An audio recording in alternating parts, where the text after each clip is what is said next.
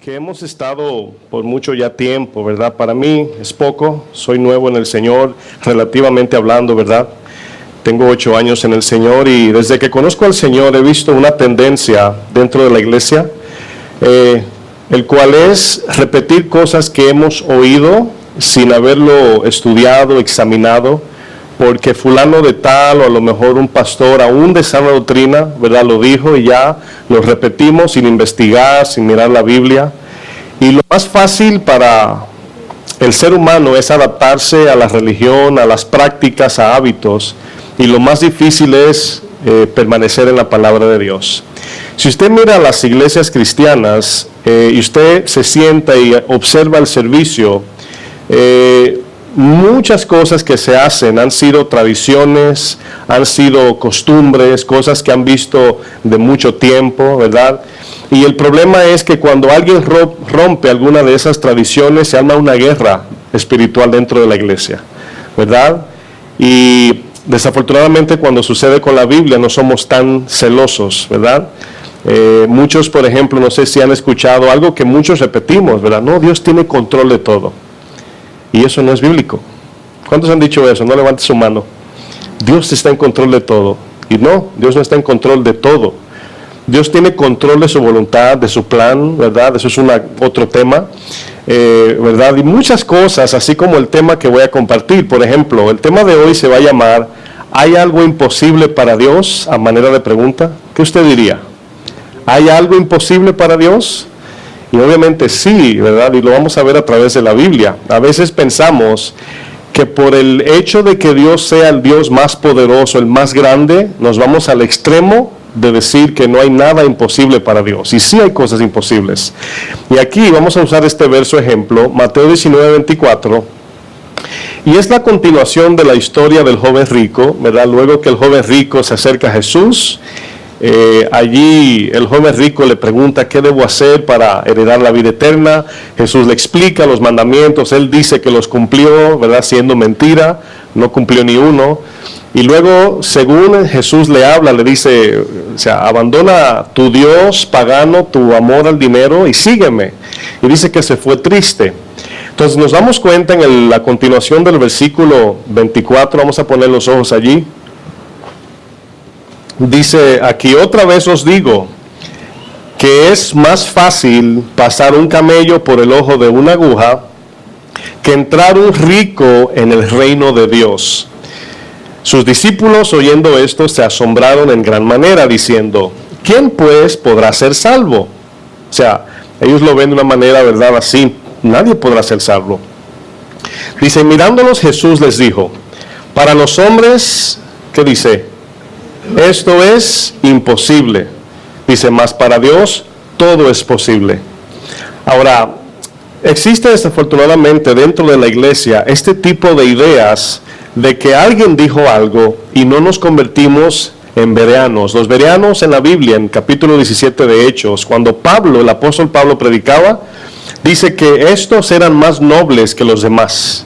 Y dice que estos, cada vez que Pablo predicaba y enseñaba, dice que escudriñaban a ver si lo que Pablo estaba diciendo era de Dios. ¿Cuántos de nosotros podemos hacer y tener ese tipo de hábito, verdad?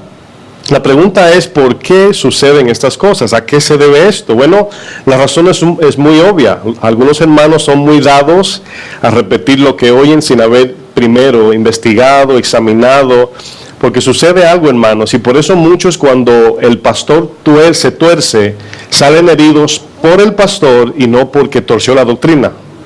Ay, es que yo amaba mucho a ese pastor, es que yo lo quería mucho, y está bien, pero no tenemos o no debemos de apegarnos al pastor, sino a Dios, porque si el pastor tuerce la Biblia, tenemos que abandonar a ese pastor.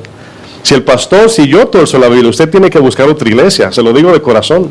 Entonces, somos seres humanos, ¿verdad? Caídos, nos equivocamos y también voluntariamente pecamos. Y cuando hacemos de un hombre, es que fulano dice, sí, pero fulano no es Cristo. Es que fulano dijo y suena bonito, sí, pero por lindo que suene, no es bíblico. Y aquí es donde comenzamos, ¿verdad?, a tener problemas. Por ejemplo, ¿cuántos han escuchado a un cristiano decir, ayúdate? Que yo te ayudaré, que dice el Señor? Si usted quiere buscarle la vuelta, es bíblico, si le quiere buscar la vuelta, pero no dice eso la Biblia. Otro dicho, Dios aprieta, pero no ahorca. Usted se lo sabe bien la Biblia, ¿verdad? ¿En qué versículo proverbio dice eso? Dios ama al pecador y aborrece el pecado. Suena bonito eso. Suena lindo todo eso. Ahora vamos a ponerlos a prueba a ustedes. Le voy a hacer una pregunta y voy a dejar un espacio en blanco y usted la va a contestar. Jesús dijo, me voy a preparar moradas. ¿No dice eso la Biblia? Fíjense, usted está hasta impactado. Dice, ¿cómo que no, pastor? No, dice a preparar lugar.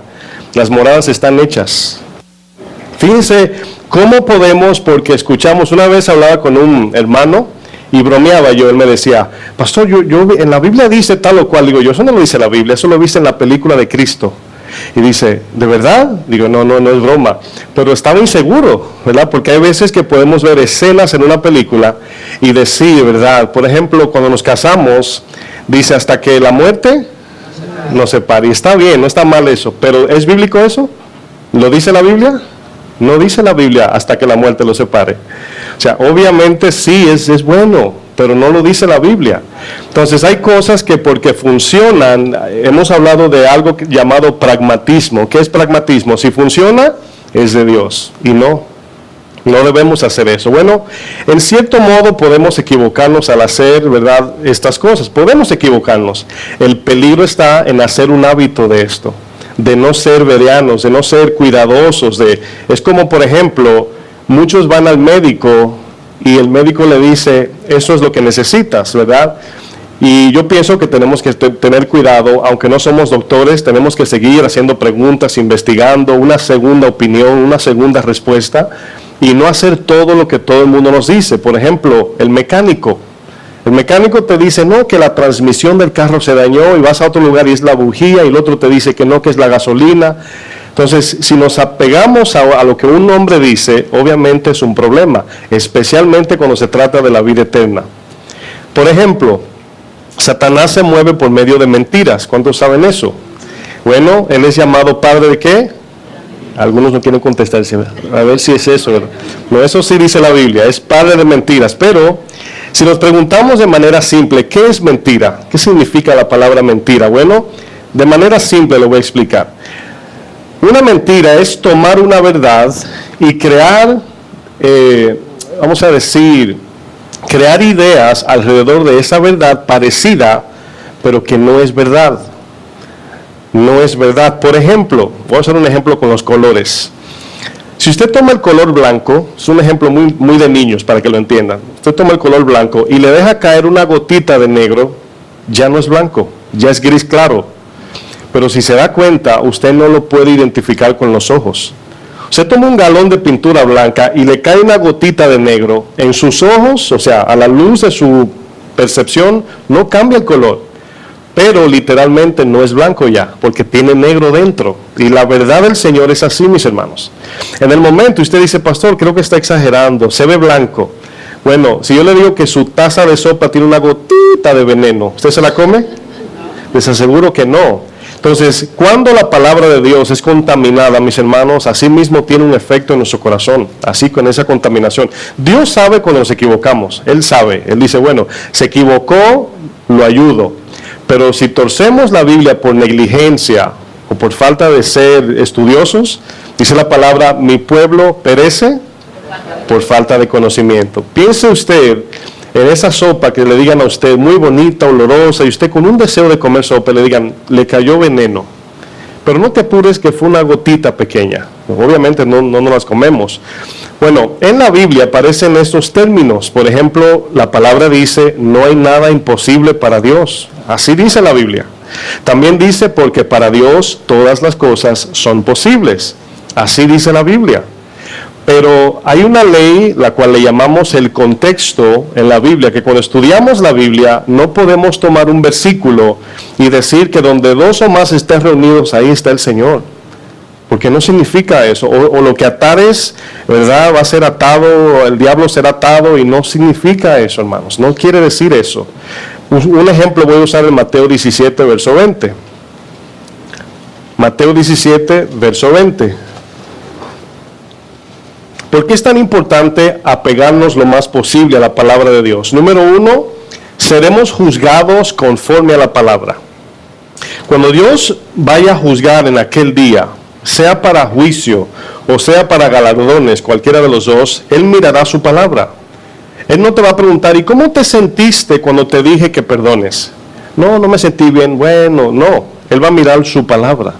Cuando nosotros hacemos cosas en la iglesia, aquí hay cosas en esta iglesia, en este caso, bajo nuestra responsabilidad, que no la hacemos, ¿verdad? No porque no creemos en ella. Por ejemplo, se dan cuenta que hemos hecho una vez la Santa Cena. Muchos me han preguntado por qué no la hacen. Sí creemos en ella y la hacemos. La razón, explico, es porque aquí han llegado muchos hermanos de diferentes tipos de iglesias, con diferentes tipos de creencias, y como no tenemos prisa, nos damos el tiempo para estudiar la Biblia, para que cuando lo hagan con entendimiento, porque la gloria es para Dios, no para nosotros. Pero hay otras cosas que si notan, la alabanza, no tenemos ministerio de alabanza, tenemos una pantalla, pero ¿cuántos saben que ni el ministerio, ni el grupo, ni la pantalla es la adoración? Es lo que cantamos según su palabra. Entonces hay cosas que no hacemos por el tiempo, a veces el espacio, etcétera. Pero hay otras que a veces no entendemos y preferimos esperar hasta que tengamos un poquito de entendimiento bíblico para no hacer, es que el pastor allí lo hace y él le funcionó. Pero no se trata de funcionar, se trata de agradar a Dios. Mateo 17, versículo 20. ¿Están allí? Dice, Jesús le dijo, por vuestra poca fe. Dice, porque de cierto os digo que si tuvieres fe como un grano de mostaza, diréis a este monte, pásate de aquí a allá, y se pasará. Y luego dice, y nada os será imposible. Si yo tomo este texto literal, ese texto, ¿verdad? Y digo, voy a mover esa montaña. Hay una película de un niño, ¿verdad?, acerca de este verso, de que el niño tiene como algunos 6, 7 años, y el niño se pone, y dice, según la película, es como que él tiene un don especial de fe. Y de repente dice, voy a mover esa montaña. Y aunque la película tiene un ejemplo metafórico, ¿verdad?, el niño mira la montaña y la gente se comienza a reír y comienza a temblar la tierra, y medio se mueve la montaña. Pero ¿qué pasa con este verso si yo lo tomo literal? Dice que si yo tengo un poco de fe o fe como un grano de mostaza, ¿verdad?, le diré a este monte, muévete. Ahora, algo que se nos olvida como creyentes es algo importantísimo, y me tomo el tiempo para explicarlo. La fe trae la información en dónde va a operar. La fe trae la información en dónde va a operar. Me explico. Cuando Dios nos da, por así ponerlo, poder de fe, ¿verdad?, esa fe trae un propósito ya. Yo no puedo usar el poder de Dios para lo que yo quiera. ¿Sí me están entendiendo? Imagínense el papá que le entregó su tarjeta de crédito a su hijo y le dice, veas la compra. ¿Se imagina si el niño se va con la tarjeta a la tienda de juguetes o para comprar una tableta o un iPhone? ¿Qué usted cree que le diría el papá? No te di la tarjeta para eso. Entonces, sí, la tarjeta quizás es ilimitada, pero no fue dada para eso. El poder de Dios es ilimitado. Dios de un soplo, ¿verdad?, hizo el mundo entero. Pero Dios tiene orden, tiene control y tiene límites también. Y esta palabra dice, si tú tienes un poco de fe, según muchos interpretan, dice, podrás, perdón, mover lo que tú quieras y hacer lo que tú quieras. Y bajo este texto, mis hermanos, desafortunadamente hay doctrinas donde toda una congregación y denominación se asienta en esto. Tú no has recibido porque no tienes fe. Eso te dicen, tú tratas y oras y dices, Señor, yo declaro y decreto, y nada pasa, es que no tienes fe. Y la gente se frustra. No significa eso, hermanos, no significa eso. Porque obviamente, si leemos la Biblia sin tomar el contexto en cuenta, entonces tendríamos que reclamar muchas cosas que Dios nos ha dado. Muchas, hermanos. ¿Cuántos se acuerdan cuando el Señor se transfiguró? Que Pedro dijo, wow, se siente bien aquí. Aquí está cómodo. Y luego dice, Pedro, vamos a quedarnos aquí. Bueno, el Señor le dio una demostración de quién era Jesús. Dice que se transfiguró para que vean su gloria. Juan, Jacobo y Pedro. Pedro en ese momento se olvidó de toda la salvación de todo el mundo y se enfocó en él. Yo me siento bien, vamos a quedarnos aquí. Y el Señor le dice, no, hay un trabajo que hacer allá afuera primero. Yo tengo que ir a la cruz. Si yo no voy a la cruz, no hay salvación. Entonces, el enfoque de nosotros siempre es para beneficio egoísta. Pedro se olvidó hasta de la suegra, de su esposa, de todos, para salvación. Él no pensó, es que como Pablo, dice Pablo, estoy puesto en aprieto, no sé si irme o quedarme, porque hay que salvar las almas. ¿Cuántos dicen amén? Bueno, en este caso, Juan 15, 7, otro ejemplo, vamos allá, Juan 15, verso 7.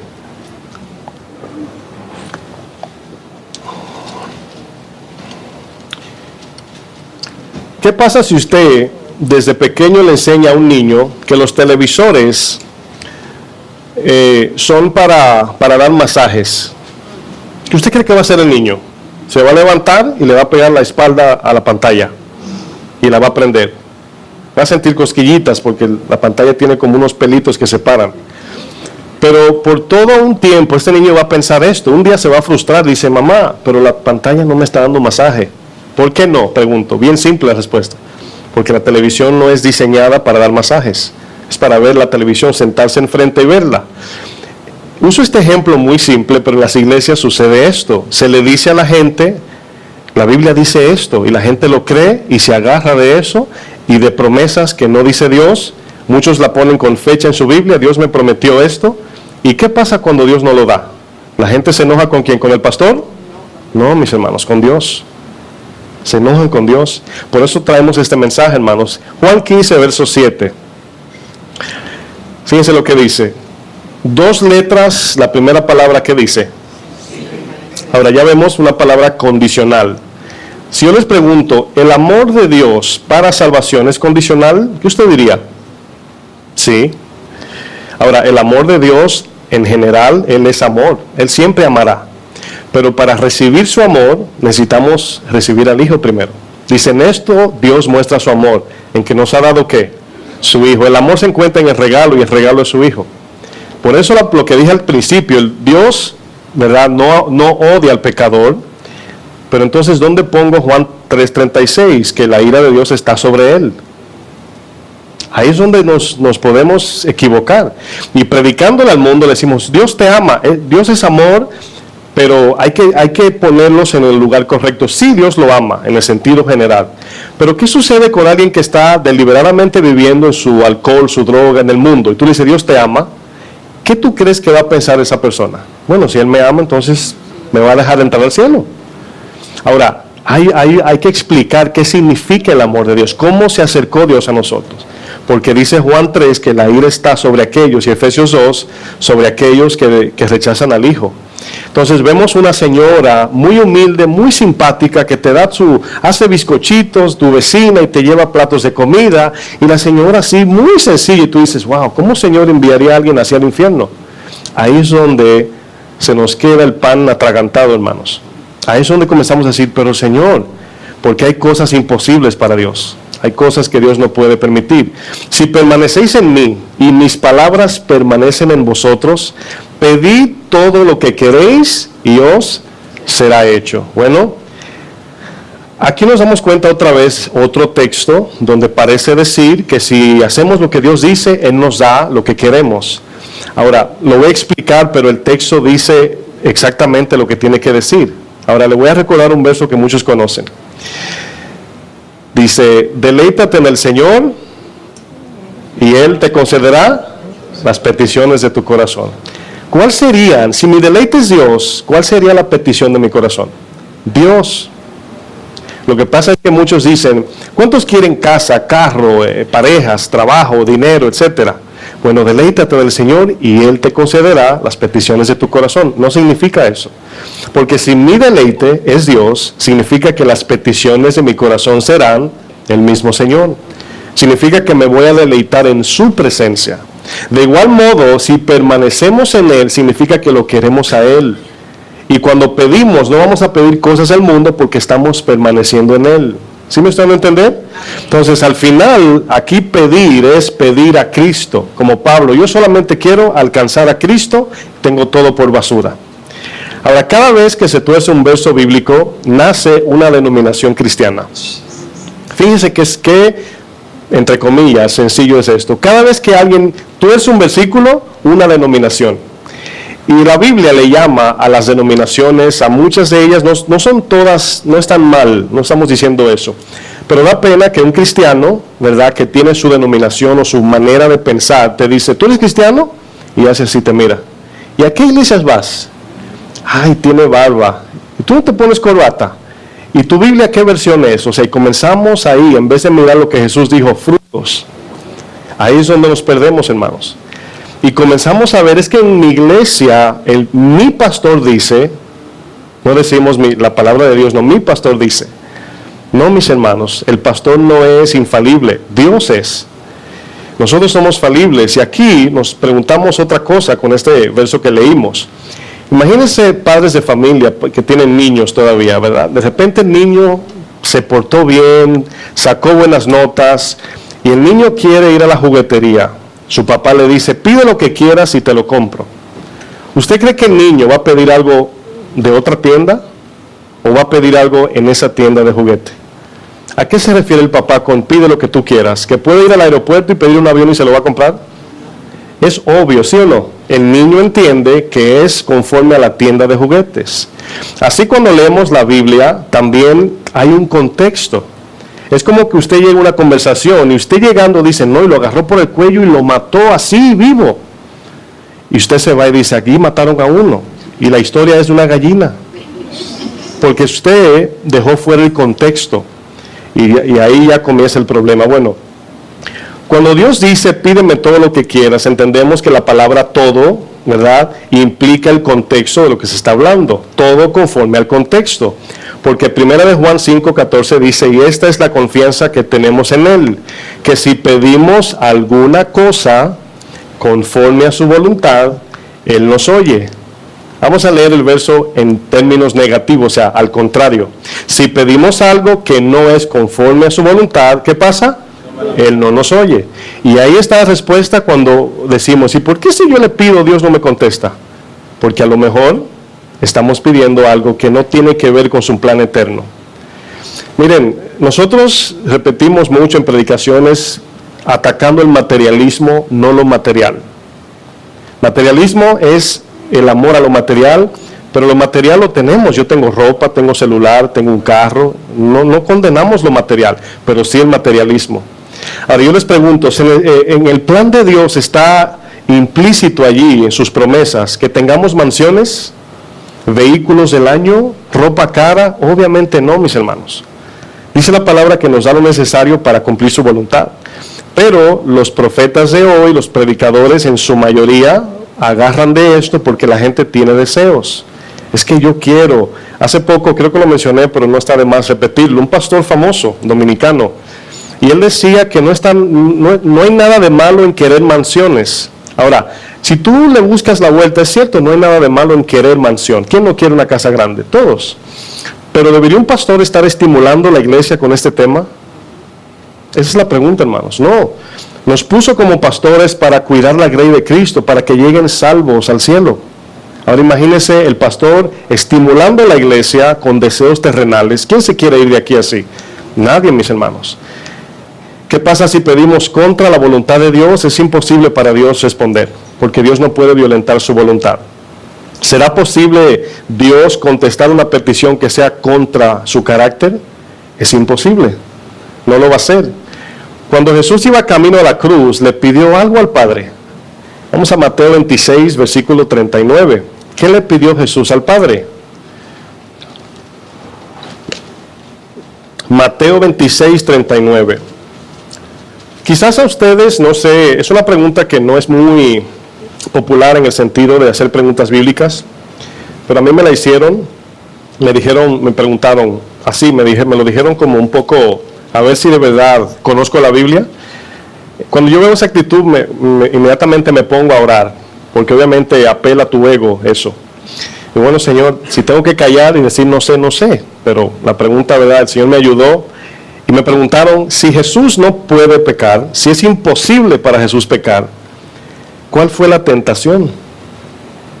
¿Verdad? Porque no hay tentación si el Señor no puede pecar. Bueno, creo que lo dije una vez, el sufrimiento. Porque a pesar de que no era adúltero, ni robaba, ni mentía, tenía deseos como un ser humano, hambre, quería descansar, le tenía temor a la ira de Dios. Y todo, cuando ven a Jesús y la tentación de Satanás, todas apelaban a su humanidad, no a su corazón pecaminoso, ¿verdad? A Judas lo tentó con dinero porque era codicioso, pero al Señor no, al Señor con lo que es ser humano. Es lo que le llamamos el deseo de sobrevivencia, ¿verdad? De sobrevivir, de estar vivo, en otras palabras. Entonces, cuando Jesús en Getsemaní dice que sudaba como gotas de sangre orando al Padre, obviamente iba a enfrentar algo doloroso, ¿verdad? Y allí ese era el problema. Dice el versículo 39 de Mateo 26. Dice aquí Jesús, yendo un poco adelante, se postró sobre su rostro, orando y diciendo, Padre mío, si es posible. Ahora, antes de seguir leyendo, quiero decir esto, nos va a servir de mucho. Cuando usted se pregunte en su mente, ¿por qué Jesús, verdad, si era Dios o si tenía esa relación, tenía que hacer cosas que nosotros tenemos que hacer? ¿Verdad? Y todo se resume en que Jesús modeló lo que significa ser cristiano. Nos dejó ejemplo de cómo hacerlo. Jesús se humilló a ser un hombre débil, sin poder, aunque tenía todo el poder, él mismo se negó, pero con el fin de que lo imitemos a él. Porque si él hubiese vivido como Dios en sentido de todo su poder, bueno, ninguno podríamos imitarlo. Entonces él caminó como un hombre y nos dejó ejemplo. Esa es la idea. Aquí lo vemos orando, dice Padre mío. ¿Qué le dice? Si es que... Ahora, esta palabra sí es una palabra que habla de condición. Si puedes. Pero el texto, vamos a leer otro verso, va a decir algo que va a parecer una contradicción. Dice, si es posible, pase de mí esta copa. Y la copa en Apocalipsis habla que es la ira de Dios. La ira que está sobre los hombres la recibió Jesús en la cruz por nosotros. Dice, pero no sea como yo quiero, sino como tú. ¿Verdad? Marcos 14:35 lo dice de esta manera. Vamos al siguiente libro de Marcos, capítulo 14. Dice, yéndose un poco, es el mismo verso, pero en otro evangelio. Yéndose un poco adelante, estoy en 14:35 de Marcos, se postró en tierra y oró que si fuese posible, ahí está la palabra de posibilidad, si fuese posible, pasase de él aquella hora. Y decía, Abba Padre. ¿Y qué dice luego? Todas las cosas son posibles para ti. Aparta de mí esta copa, mas no lo que yo quiero, sino lo que tú. Ahora el mismo Jesús dice, todas las cosas son posibles para ti. Pero dentro del plan de Dios hay cosas que Dios no puede hacer que violenten o alteren su carácter. Había que pagar por el pecado. Y de la única manera que Él pudo salvarnos sin condenarnos era Él entregando su propia vida. Él viniendo en forma de hombre para sufrir. La petición de Jesús no tenía que ver con evadir el plan o la voluntad de Dios. Jesús le pedía, no hay otra manera, porque iba a sentir, iba a sufrir, iba a padecer el dolor más grande que cualquier ser humano puede sufrir. Cuando vemos películas de la crucifixión, nos damos cuenta de que el enfoque mayor es físico. Lo flagelaron, lo clavaron.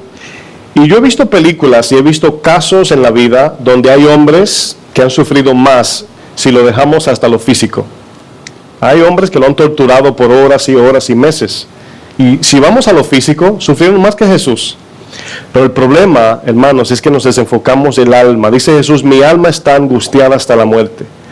Todo el dolor del pecado que usted y yo experimentamos en todo el sentido, todos los seres humanos, resumido en Jesús. ¿Usted se imagina eso? Usted quizás le duela una ofensa, ¿verdad?, en su alma, una pase de vergüenza y tenga un dolor aquí o lo humillen. Pero usted se imagina los dolores de todo ser humano cargados sobre los hombros de Jesús. Aparte de lo físico, estoy poniendo lo físico a un lado. El dolor del pecado, hermanos. ¿Cuántos han sentido dolor de culpa? Yo también, hermanos. Cuando usted comete un error o peca, hay una culpa en su corazón, el cual le duele. Cuando usted lo ofenden, ¿le duele? Cuando usted lo traiciona, ¿le duele? Imagínese Jesús. Ahora, Jesús recibió el dolor mucho mayor, el cual fue la separación del Padre. Experimentó, por así ponerlo, el infierno en la cruz. ¿Era imposible para Dios que este sacrificio se efectuara de otro modo? Bueno, ¿le faltó fe a Jesús cuando pidió? ¿No escuchó el Padre a Jesús? ¿O no tenía Dios poder para darle otra salida? Absolutamente imposible para Dios romper su promesa. Ya Él había prometido desde el principio que iba a entregar un cordero inmolado, perfecto, el cual es Jesús. Dios, hermanos, nunca olviden esto, sufre la perdición de los hombres más que nosotros. Porque hay veces que podemos preguntarle a Dios, Señor, ¿y por qué? Como si Dios a veces interesa y a veces no. El que está más interesado en nuestra salvación es Dios, porque nos dejó su Espíritu, el cual nos recordará en cada momento que se nos olvide que somos cristianos. Ahí está en todo momento, hermanos. ¿Usted cree que si fuese posible para Dios salvar a alguien del infierno de otro modo que no hubiese sido en la manera que Jesús sufrió, no lo hubiese hecho? Yo creo que sí, ¿verdad? Si pensamos por un momento imaginariamente, Dios planificando la salvación de nosotros.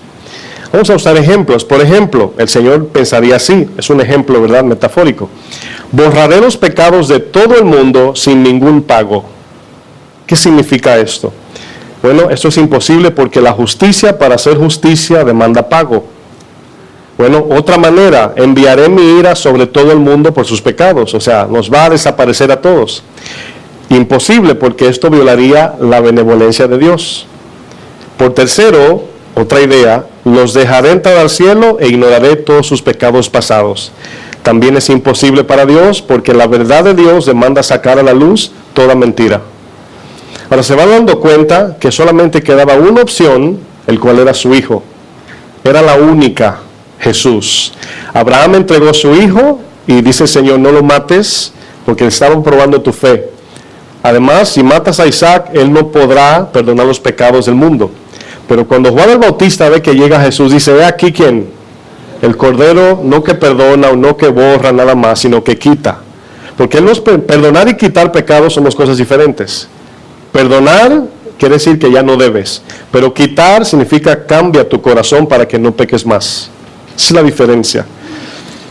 Usted diría, pastor, ¿qué tan importante, verdad, es este tema de saber si es imposible o no para Dios algo? Bueno, voy a usar dos ejemplos, el cual lo mencioné al principio, lo voy a repetir. Cuando usted le infunde a la iglesia que no hay absolutamente nada imposible para Dios si tú tienes fe, hay gente que cree en esto de manera literal y le están pidiendo todos los días cosas de este mundo. Señor, envíame mi casa.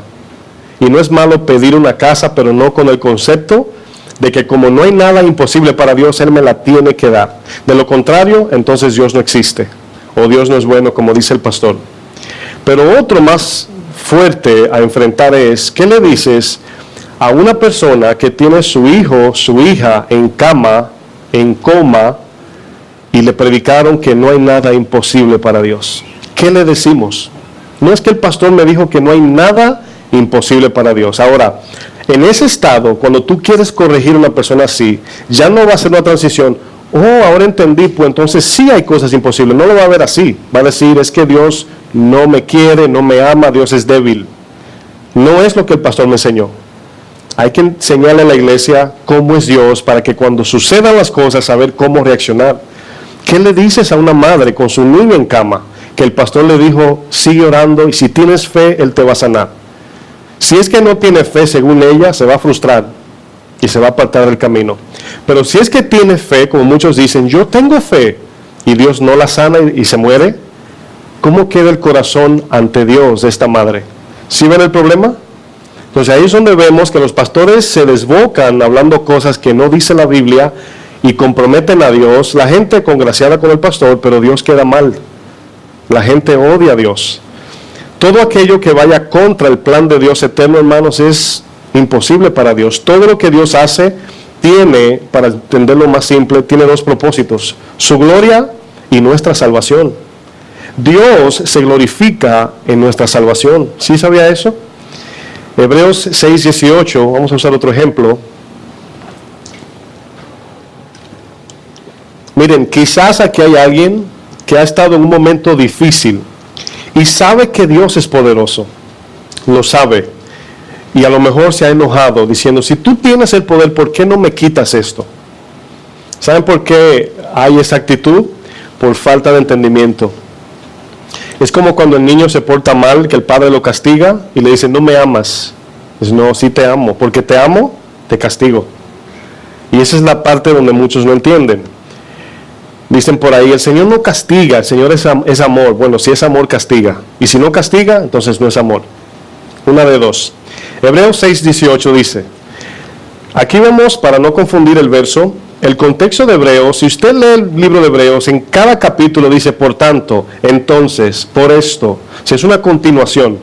Y todo, si queremos saber en un simple entendimiento qué significa el libro de Hebreos, es dando a entender que los sacrificios del Antiguo Testamento no podían, era imposible salvar las almas.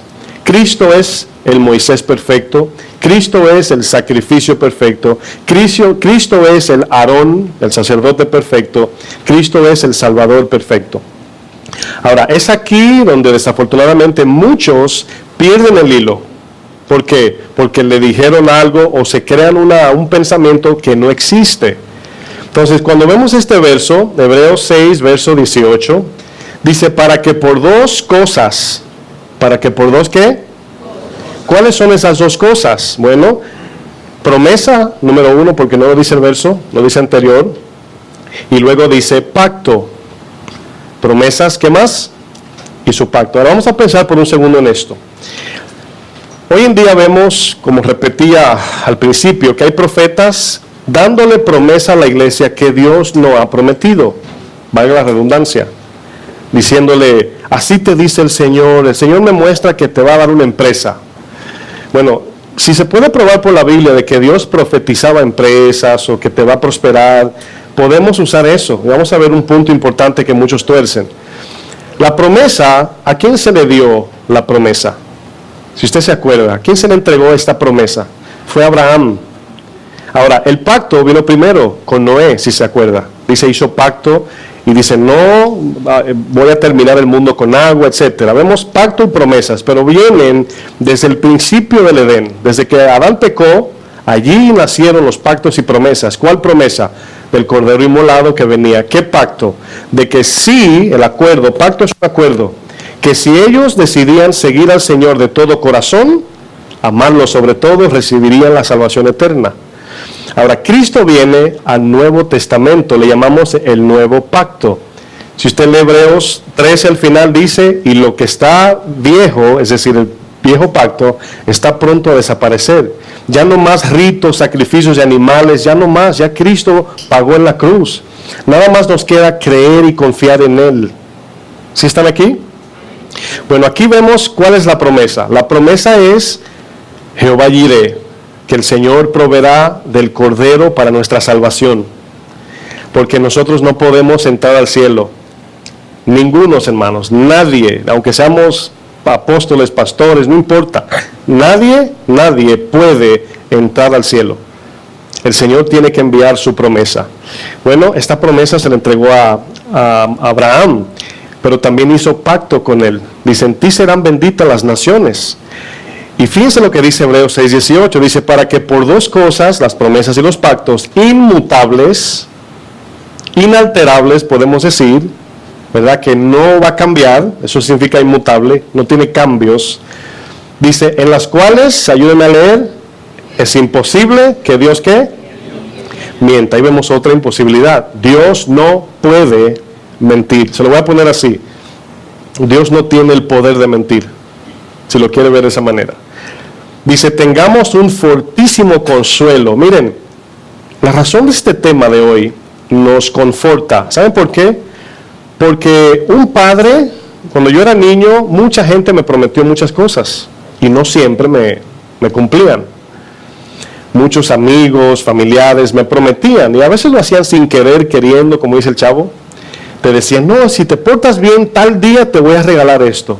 Para un niño una promesa es importante, porque la escribe, la aguanta y dice, todos los días se levanta contando los días regresivos como el preso. Faltan tantos días para esa promesa. Y si no se la cumples es como romper su corazón. Bueno, cuando Dios promete su salvación eterna y sabemos que es seguro, hermanos, podemos dar la vida creyendo esto. podemos poner todos los huevos de oro en esta canasta, porque es imposible que Dios mienta. ¿Se entienden? Es imposible. Cuando hablamos de imposibilidad, quiere decir que no es como la lotería, ¿verdad? Dice que uno de no sé cuántos trillones, pero hay una oportunidad, alguien se la saca. Es difícil, pero no imposible sacarse la lotería, ¿verdad? Y les exhorto que no la jueguen como cristianos. Es un ejemplo nada más. Pero cuando pensamos en, ¿verdad?, ¿cuáles son las, vamos a decir, cuál es, como decimos, el chance para nosotros pensar que Dios se va a equivocar? Ni uno. De 100. De que en aquel día tendremos salvación eterna, imposible Dios mentir. Ya lo dijo, lo prometió. La palabra dice que para los que aman a Dios, las cosas que por alguna razón se nos olvida, para los que aman. Dice que obra para bien. Al final veremos por qué pasamos lo que pasamos. ¿Por qué sufrimos? ¿Por qué no tuve lo que quise? ¿Por qué no me dio el Señor esa casa o esta pareja o un hijo, etcétera? Pero vamos a ver al final, dice, luego de la palabra imposible que Dios mienta, dice, para que tengamos un fortísimo consuelo los que hemos acudido para asirnos, es decir, agarrarnos de la esperanza delante de nosotros. Hermanos, lo único, si nos agarramos en fe del Señor, que vamos a alcanzar seguro, es la salvación eterna, al 100%. Ahora, fíjense que usted tiene metas, el cual no son malas, deseos en esta tierra. Usted sabe que es saber si la alcanzamos. No sabemos del día de mañana. Yo quiero comprar esto, pero no sabemos si podemos. ¿Cuántos han ahorrado dinero para comprar algo y se enferma un familiar? O sea, esa es la vida que vivimos aquí, pero para Dios es imposible mentir, mis hermanos. Sus promesas son al 100%. Algunos profetas falsos quizás le prometieron cosas que no fue Dios. No fue Dios. Miren, hay que tener cuidado cuando a los que Dios usa, yo creo en el don profético, ¿verdad?, que Dios habla, yo creo en eso. Pero es peligroso cuando venimos, Dios me da palabra a mí, para personas. Aún así le digo, mira, ora, yo siento que Dios me está moviendo a decirte esto. Le digo, a veces no estoy seguro, pero te lo digo para que oigas y tú ores. A veces la pego, a veces me dicen, sí, pastor, es cierto, pero yo nunca vengo, así te dice el Señor, como para intimidar. No, yo digo, mira, anoche oraba y miren, aún yo estando seguro, oro, me espero y le doy vueltas, porque el momento que yo digo, Dios me dijo, Dios me tiene a mí como responsable de lo que le pase a esa persona. Usted no se imagina cuando usted predica la palabra, cómo la gente toma eso. La gente se me acerca y me dice, pastor, yo me acuerdo que un día usted dijo, digo yo, ay, ¿qué dije? O sea, no sé lo que dije. Gloria a Dios que hasta ahora, ¿verdad?, vamos rectos, por así decir, ¿verdad? Las promesas para el pueblo del Antiguo Testamento son las que los falsos utilizan. No se van al nuevo, se van al viejo. Deuteronomio 28, verso 1, miren lo que dice.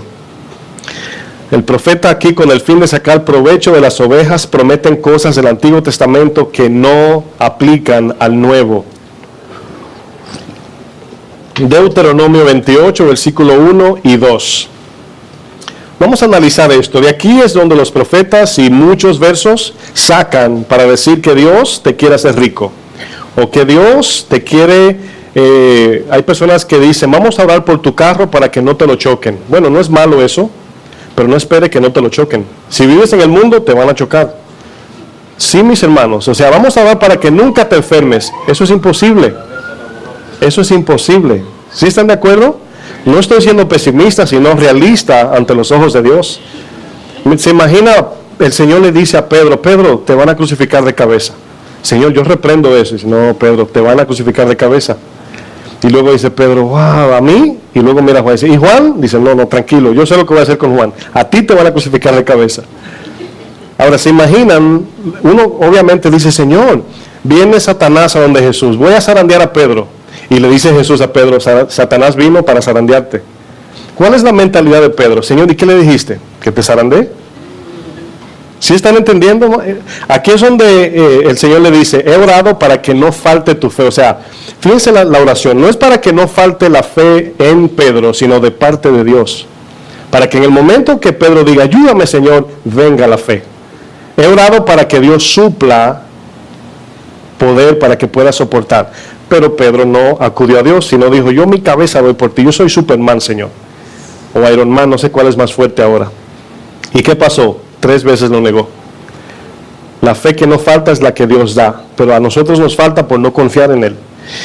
Y aquí vemos promesas como en Deuteronomio al pueblo de Dios. Dice, acontecerá que sí, diga conmigo, sí. No lo dijo con el tono, sí. Eso es condicional.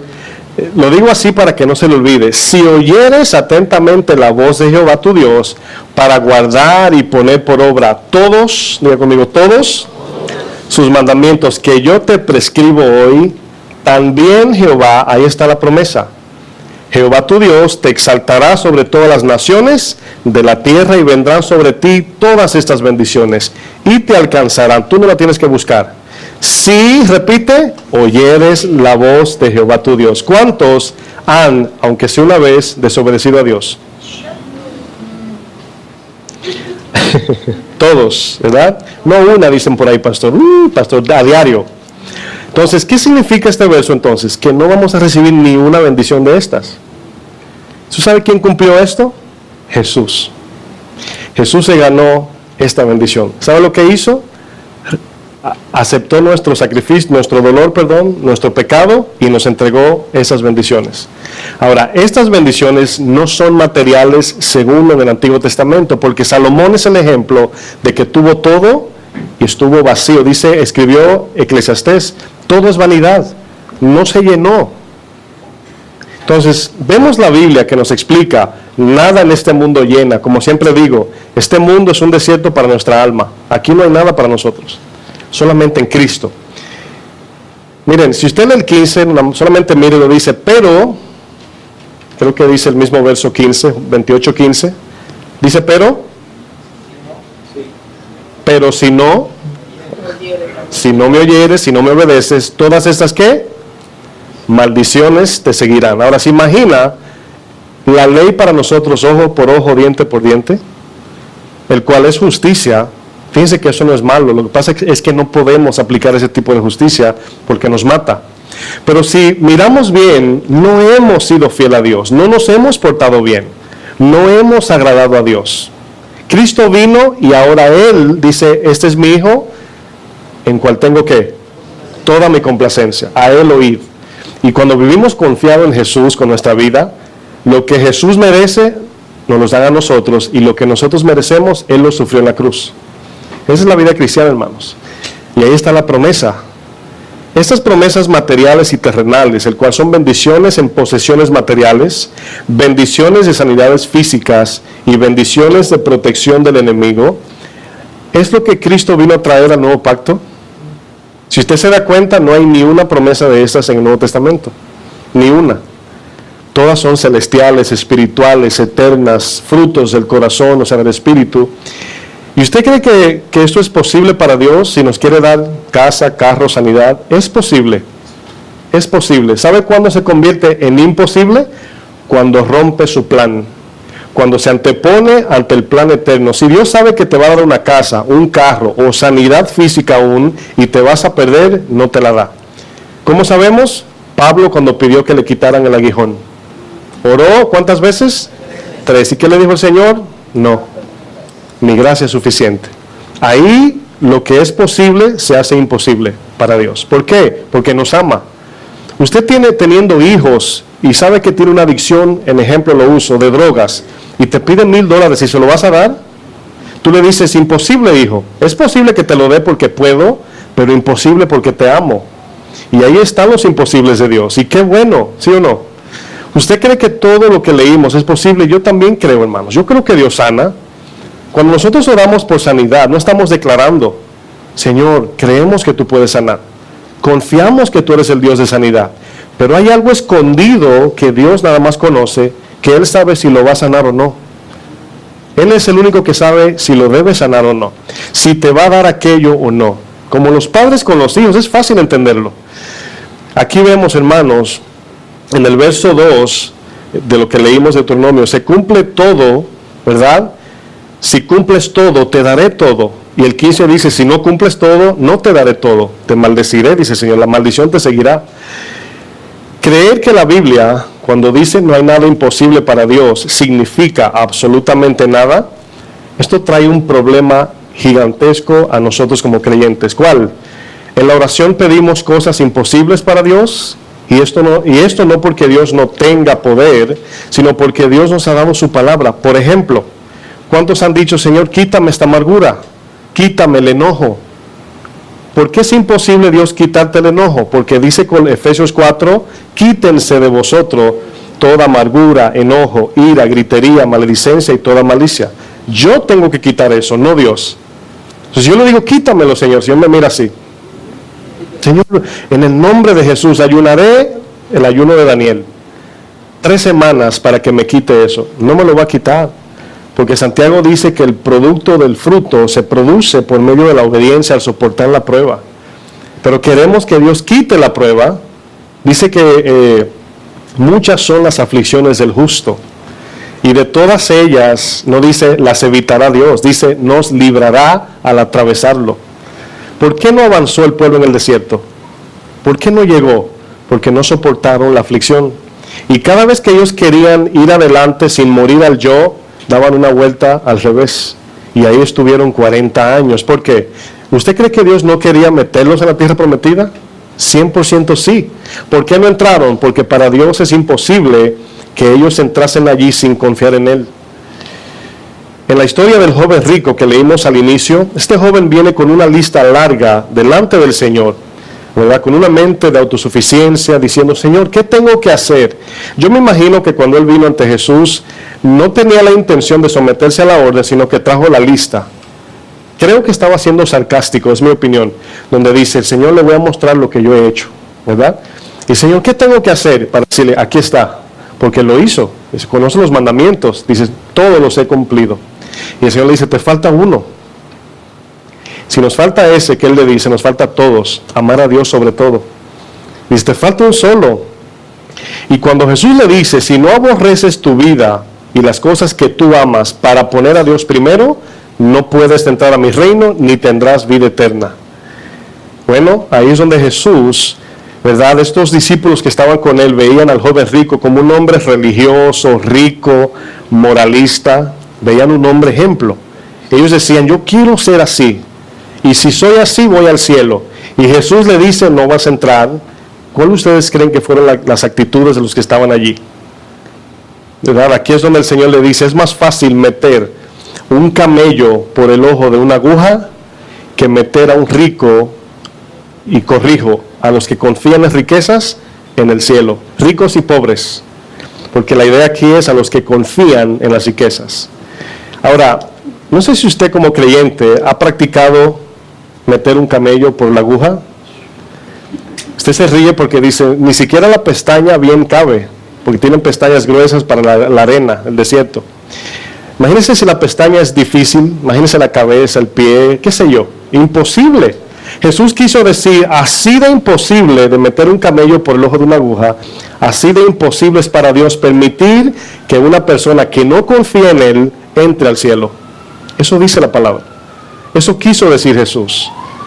Que sin fe es imposible agradar a Dios. Vamos a ver ese verso, ese es Hebreos 11:6. No tiene que mirarlo, no, solamente lo voy a explicar. Hebreos 11:6 dice, pero sin fe es imposible agradar a Dios. Si lo ponemos desde el punto de vista de Dios, podemos decir, Dios nos dice, me es imposible dejarte entrar a mi reino si tú no me agradas por medio de la fe. Si no tienes fe en mi hijo, no puedes entrar. Si tienes fe en tus obras, en tu dinero, en tu profesión, no puedes entrar. Me es imposible. ¿Por qué? Porque solo mi hijo cumplió lo que leímos en Deuteronomio. Él merece lo que tú quieres. Y si confías en Él, te lo doy a ti. Esa es la idea, mis hermanos. El libro de Hebreos, el autor explica continuamente del sacrificio de Jesús que es suficiente para la salvación de este mundo, a todo aquel que cree. El problema aquí consistía que algunos hebreos y aún gentiles, como el libro de los Gálatas, también ellos pensaban, ¿es que la salvación nada más creer y ya? ¿Sí? Confiar, entregar tu corazón a Jesús y ya. Bueno, ellos querían circuncidarse, hacer sacrificios, agregarle cosas a la, salvación. Y en una parte de la Biblia, Hebreos 10, dice que que el que rompe la ley, oigan bien, de Moisés, delante de 2 testigos, muere sin misericordia. Así como la ley se aplica, delante de un policía usted se ve rojo y lo detiene, le da una multa. Hay leyes criminales, ¿verdad? Hay leyes civiles, etc. Pero nos damos cuenta que estos hombres de esta Biblia, del libro de Hebreos, querían agregarle a la salvación. Y Dios no puede permitir a alguien que quiera contribuir con lo que Jesús hizo perfecto. O sea, Jesús lo hizo perfecto y todo, mis hermanos. Por ejemplo, vamos a Hebreos 6, versículo 4. Hebreos 6, 4. ¿Qué dice Hebreos 6, verso 4? La idea de lo que vamos a leer consiste en lo siguiente.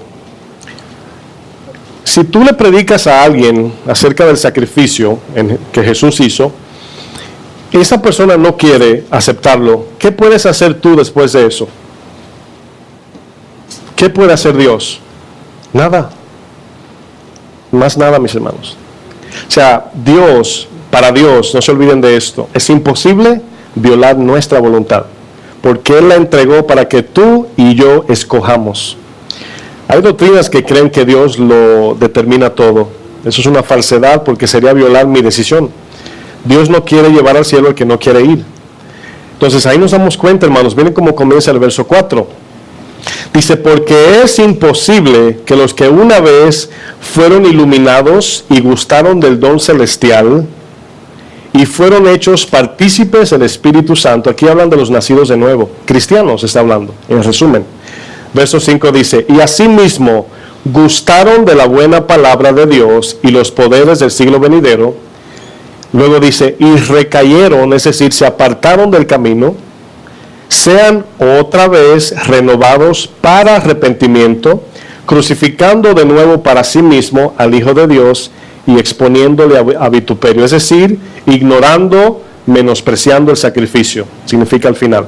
Ahora, ¿qué dice la primera parte? Es imposible, porque si Cristo hizo el sacrificio perfecto en la cruz y solamente a través de Él tenemos vida eterna, solamente, no hay otra cosa que podamos hacer. Por eso dice, es imposible. Para el que no cree en Jesús, no puede entrar al cielo, aunque se porte bien. Aunque sea un padre, madre ejemplar, un esposo, un hijo ejemplar, ante Dios no puede entrar al cielo.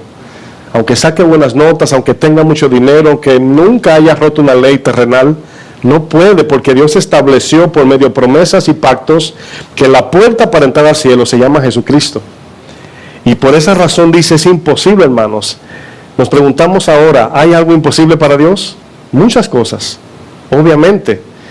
El hecho de que Dios tenga límites no le hace un Dios débil o frágil. No, al contrario, cuando hablamos de leyes, orden, gobierno, es necesario límites. Por ejemplo, no tienen que buscarlo.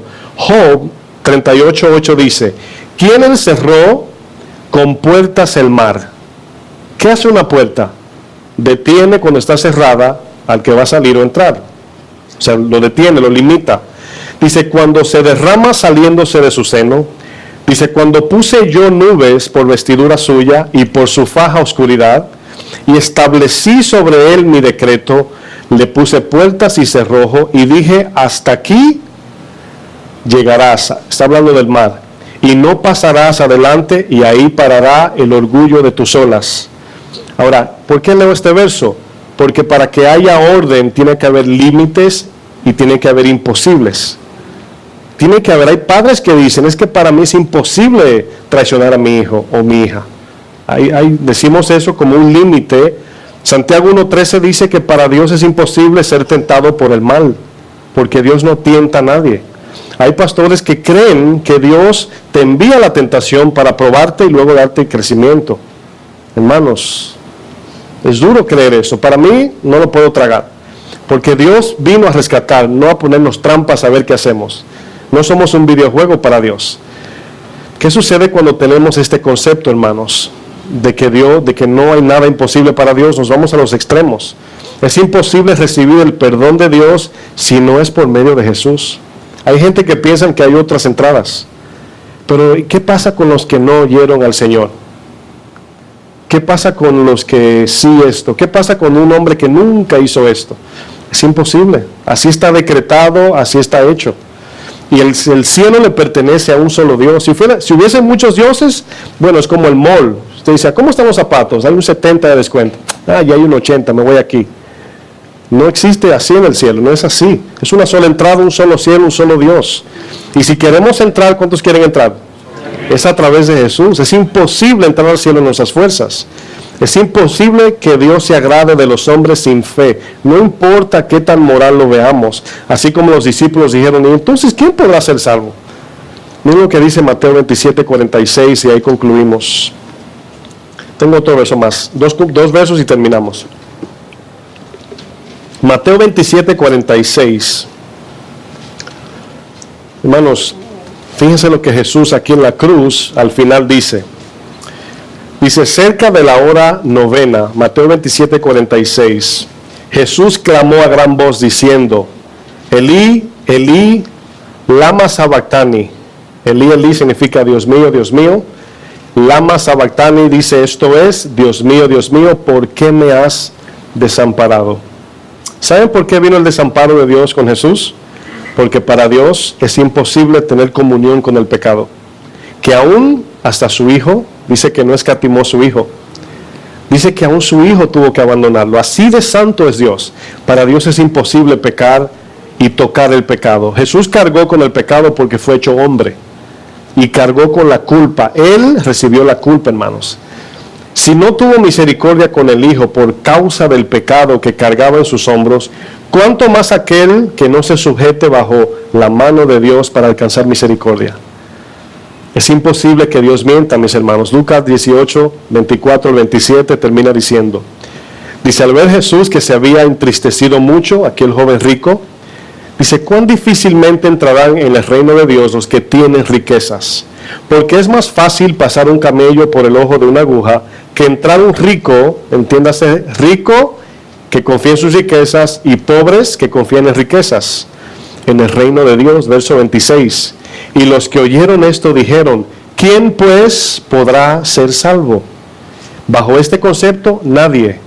Por eso dice el verso 27, Él les dijo, lo que es imposible para los hombres, y aquí está hablando de la salvación, dice, es posible para Dios. ¿Cuál es el contexto? Ser salvados. Yo no podía entrar al cielo, para mí era imposible, pero Cristo vino y ahora lo hizo, ¿qué? Posible. Amén. Oramos. Padre bueno que estás en el cielo, te damos gloria y gracias, Señor. Te damos gracias porque nos has dado claridad, Señor. Hemos aprendido, Señor, un poco más para conocerte más. Y hemos aprendido que sí, Señor, tú tienes límites e imposibilidades, pero esto no te hace débil, no te hace frágil, te hace al contrario un Dios de amor, el cual guarda su palabra. Dice que cumplirás tus pactos y promesas que has decretado en tu palabra, Señor. Y todo lo que tu palabra dice será cumplido, ni una tilde será removida hasta que todo sea cumplido. Porque es imposible que tú mientas, Señor. Esta enseñanza nos ha afirmado en entender que no vas a negociar como aquellos abogados que por debajo de la mesa reciben sobornos, Señor. No eres un juez que al mirar la cara de alguien te da pena, sino eres un Dios firme de amor, el cual cuando dice sí es sí, cuando dice no es no. Así también nosotros queremos caminar en esta confianza, Señor, reconociendo que sí, Señor, tus imposibles nos convienen, porque es imposible que tú no seas amor, Señor. Y dentro de ese amor vemos tu justicia, tu misericordia, tu santidad y toda tu benevolencia, Señor. Eres rico en misericordia. Y por eso ahora confiamos de que es imposible que tú mientas. Sabemos que es seguro lo que nos dices en tu palabra, Señor. Queremos glorificarte, Señor, y yo te pido que sigas bendiciendo tu iglesia con tu palabra, Señor, en el nombre de Jesús. Que el Señor les bendiga, mis hermanos.